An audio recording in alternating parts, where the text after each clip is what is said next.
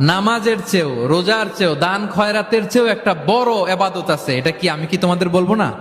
সাহাবারা তো অবাক, নামাজের চেয়েও বড় এবাদত, রোজার চেয়েও বড়, দানের চেয়েও বড়। ক্বালু বালা ইয়া রাসূলুল্লাহ।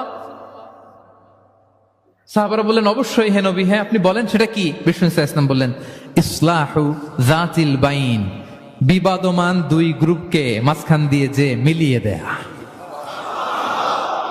নামাজের চেয়েও বড়, রোজার চেয়েও, সাদাকার চেয়েও বড়, মিলায়া দেওয়া।